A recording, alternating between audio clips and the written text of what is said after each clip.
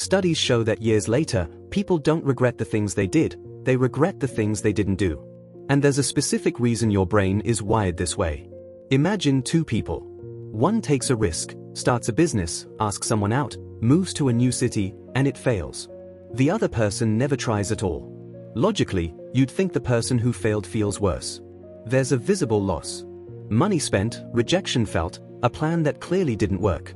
But research on regret consistently shows the opposite. Over time, it's inaction that haunts people the most. This comes down to something psychologists call the action effect. In the short term, actions you regret feel more painful, because you can point to exactly what went wrong.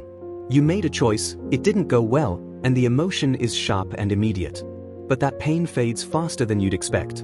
Your brain processes it as a closed event. You tried, it didn't work, it's done. There's a clear boundary around it, a beginning, middle, and end. Inaction is different. There's no ending. Your brain keeps the door open, which means it keeps replaying the what if. This is why a failed relationship you actually tried to save feels easier to move on from than the one you never told how you felt. In one case, you know. In the other, you'll never know, and not knowing is what your mind can't file away. Here's why this happens on a deeper level. Your brain treats unfinished stories differently from finished ones. This is related to something called the Zeigarnik effect, named after a psychologist who noticed that waiters could remember complex, unpaid orders in perfect detail, but forgot them completely the moment the bill was settled. Our minds hold on to incomplete tasks far more than completed ones, even painful ones. An action, good or bad, gets filed away as complete. Inaction stays open. Your brain revisits open loops automatically. You don't even choose to think about it, it just resurfaces, usually at the worst times. Late at night. In quiet moments. When you have nothing else to distract you. There's a well-known study that supports this, sometimes called the regret studies from psychologist Thomas Gilovich. When people were asked to recall their biggest regrets shortly after an event, they mostly talked about actions, mistakes, embarrassing choices, wrong decisions. But when people were asked the same question years later, looking back over their entire lives, something shifted. The regrets about action mostly faded. What remained, what actually lingered, were the regrets of inaction, the chances never taken, the words never said. This is why people in their 60s and 70s, when asked about their biggest regrets, rarely say, "I regret that failed relationship" or "I regret that business that didn't work." They say things like, "I regret not telling my father I loved him before he passed. I regret not applying for that job when I had the chance. I regret staying quiet when it actually mattered." Not the failures. The silences. And here's the part most people get wrong. Most people avoid action because they are scared of the failure. They imagine the sting of rejection, or the embarrassment of trying and not succeeding, and they choose the safer option, doing nothing. But your brain isn't actually protecting you from pain when you do this. It's just delaying it, and making it heavier.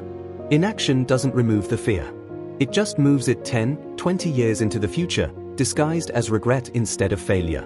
Think about it this way. Failure has a shape. You can see it, understand it, learn from it, and eventually put it down. Regret from inaction has no shape. It's a question mark that never resolves. And your brain, which craves resolution above almost everything else, keeps returning to unresolved questions the way a tongue keeps returning to a broken tooth. This also explains something else. Why people often feel more anxious before making a decision than after making a bad one. The anticipation of possible failure feels heavier than actual failure, because your brain is simulating every possible bad outcome at once. Once a decision is made, even the wrong one, that simulation stops. The uncertainty ends. And uncertainty, more than pain itself, is what your brain finds hardest to sit with. This doesn't mean every decision needs to be reckless, or that you should act without thinking things through. It means the fear you feel right before acting is almost always temporary. It spikes, and then it settles, regardless of the outcome. But the fear of not knowing, that one doesn't go away on its own. It compounds quietly, resurfacing for years, sometimes decades, long after the moment has passed and can never be revisited. Your brain will always find a way to make peace with what happened. Even painful, embarrassing, costly outcomes eventually get integrated into your story. But it rarely finds peace with what never got the chance to happen, because there's nothing to integrate. No lesson to extract. No closure to reach. Just an open question your mind keeps returning to. So if there's something you've been putting off, a conversation you've been avoiding, an apology you haven't made, an opportunity you haven't taken, this is your sign. Waiting doesn't protect you from that fear. It just postpones it and lets it grow quietly in the background. And if this made you pause even for a second, you probably already know exactly what it's pointing to.